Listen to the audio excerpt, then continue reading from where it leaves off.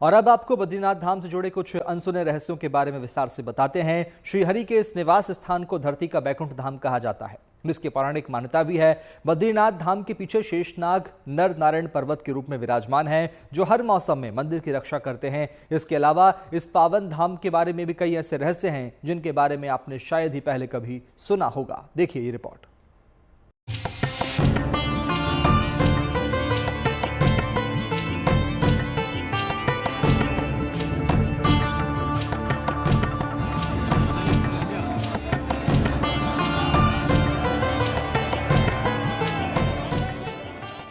ये भगवान विष्णु का वो पावन धाम है जहां श्रीहरि नर नारायण के स्वरूप में विराजमान है।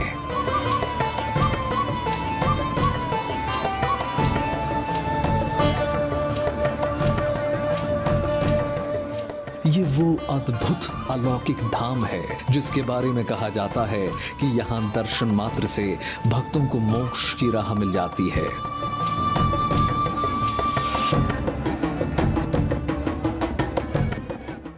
हिमालय की गोद में बसे श्री हरि भगवान विष्णु के इस धाम की मान्यता जितनी निराली है, इसके पौराणिक रहस्य भी उतने ही गहरे हैं।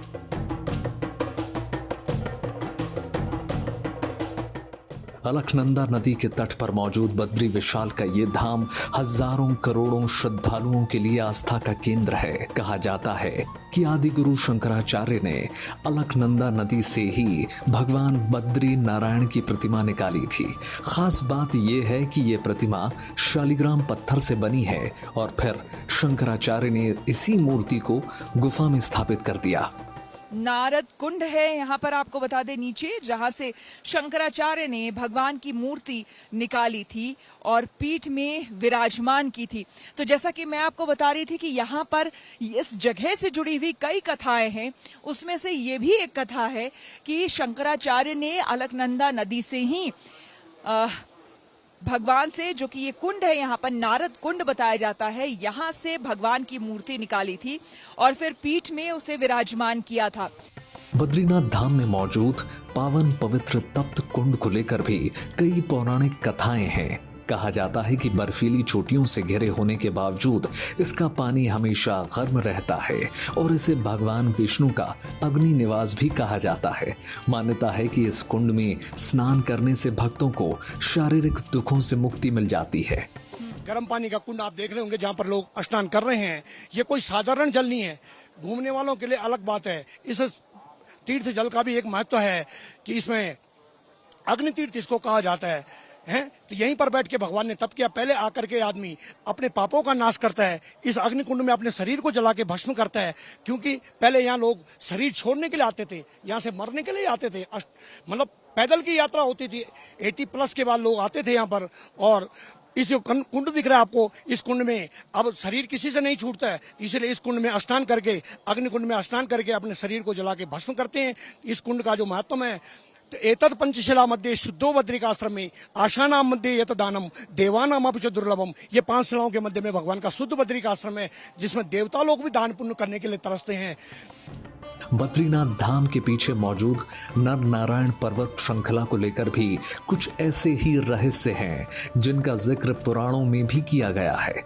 माना जाता है कि भगवान विष्णु के इस पावन धाम की रक्षा के लिए मंदिर के पीछे नर नारायण पर्वत शेषनाग के रूप में विराजमान है, जिसकी वजह से सर्दियों के दिनों में कभी भी नर नारायण पर्वत और मंदिर के ऊपर बर्फबारी नहीं होती और पहाड़ के पीछे से आने वाले ग्लेशियर भी अपना रास्ता बदल देते हैं। ये सामने नर पर्वत और ये सामने नारायण पर्वत। नर नारायण नहीं है द्वापर युग में, उसमें तप किया था नर नारायण ने। तो नर अर्जुन हुए थे, नारायण कृष्ण हुए थे द्वापर युग में। सतयुग में भगवान ने नर नारायण के रूप में दर्शन में यहाँ पर तप किया था। इसीलिए इसको अष्टम भूवैकुंठों में एक भूवैकुंठ इसको कहा जाता है। देखिए, ये भी अपने आप में चमत्कारिक ही लगता है। अपने कैमरामैन को कहूंगी जरा दिखाने।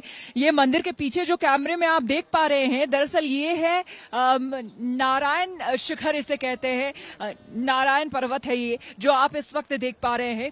और इसी को, जैसा कि पुरोहित जी बता रहे हैं, राज पुरोहित जी, कि दरअसल इसे शेषनाग के रूप में माना जाता है। अब बीच में आप देख सकते हैं कि जिस तरह से शेषनाग का फन होता है, उसी तरह से शेषनाग के फन के तौर पर ऊपर जो है पर्वत, वो जो शिखर है वो आपको नजर आएगा।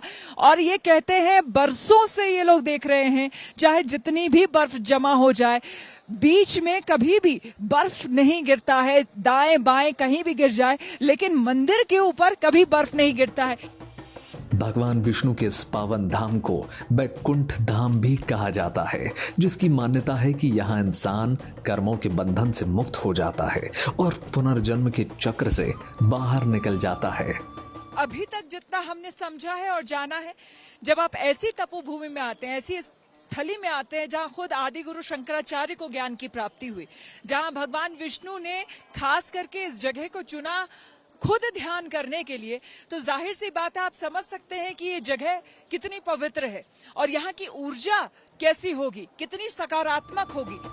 बद्रीनाथ धाम के कई ऐसे अनसुने रहस्य हैं जिनका जिक्र आज भी पौराणिक कथाओं में मिलता है, और यही वजह है कि श्रद्धालु पूरी आस्था और श्रद्धा के साथ भगवान विष्णु के इस चमत्कारित धाम में मोह माया से मुक्ति की कामना लेकर पहुंचते हैं और धरती पर मौजूद बैकुंठ धाम में श्री हरि के दिव्य और भव्य स्वरूप के दर्शन करते हैं।